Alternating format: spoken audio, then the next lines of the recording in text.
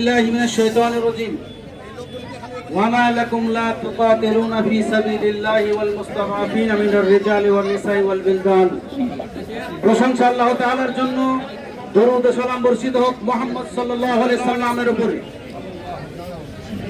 অত্যন্ত দুঃখ এবং ভারাক্রান্ত হৃদয়ে জানাচ্ছি, যেই সময় আমরা বিভিন্ন পদের খাবার নিয়ে, বিভিন্ন পদের আইটেম নিয়ে ইফতার করছি, ঠিক সেই সময়ে ফিলিস্তিনের গাজায় অবস্থিত আমাদের মা, বোন, ভাই, ছোট ছোট বাচ্চারা ইফতার করার জন্য সামান্য একটু পানি হাত দিয়ে বেড়াচ্ছে। দুঃখজনক হলেও সত্য, আজকের যারা বিশ্বের মডেলি করছে এরা একেবারে নিশ্চুপ, বিধর্মী এত নিশ্চুপই। কিছু নামধারী মুসলিম রাষ্ট্রের প্রধান যারা আছেন তারাও নিশ্চুপ। মনে রাখতে হবে, এই জুলুমের বিরুদ্ধে, এই অত্যাচারের বিরুদ্ধে শুধুমাত্র নিন্দা জ্ঞাপন করা যথেষ্ট নয়, শুধুমাত্র নিন্দা জ্ঞাপন করা যথেষ্ট নয়। আমাদের মুসলিমদেরকে আমাদের জায়গা থেকে নিজেদের শক্তিমত্তার প্রদর্শন করতে হবে।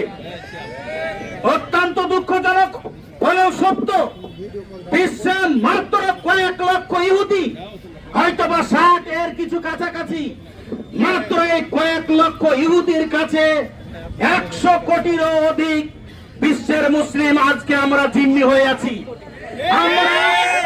আমরা এতটাই কাপুরুষ হয়ে গেছি, আমরা এতটাই হীনমন্যতায় ভুগছি যে আমরা আমাদের জায়গা থেকে নিজেদের শক্তিটুকু পর্যন্ত দেখাতে পারছি না। আল্লাহ পাক বলছেন, তোমরা আল্লাহ এবং তার নবীর আনুগত্য করো, পরস্পরের ঝগড়া করো না। যদি এমনটা করো ফাতাবসালু, তোমরা কাপুরুষ হয়ে যাবে। এই হুকুম, কাফেরদের উপরে তোমাদের যে প্রভাব, সেই প্রভাব চলে যাবে। আজকে আমরা কাপুরুষের জাতিতে পরিণত হয়েছি। 150 কোটির অধিক মুসলিম থাকার পরেও মাত্র 60 লক্ষ ইহুদিকে আমরা শায়েস্তা করতে পারছি না। এটাই কি আমাদের অবস্থান?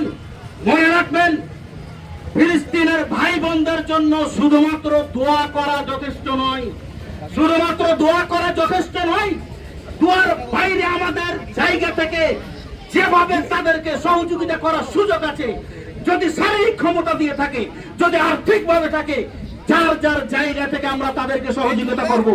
আল্লাহর কাছে দোয়া করি, তুমি আল্লাহ, তুমি তাদের জন্য অভিভাবক হয়ে যাও, তুমি তাদের জন্য সাহায্যকারী হয়ে যাও, তুমি তাদের জন্য আশ্রয়দাতা হয়ে যাও। আমরা আরো দোয়া করি, আল্লাহ তুমি তাদের জন্য আমাদেরকে পাকড়াও করো না। আমরা আমাদের পক্ষ থেকে, আমাদের জায়গা থেকে তাদের জন্য তোমার কাছে ফরিয়াদ করার বাইরে আর কিছু করতে পারছি না।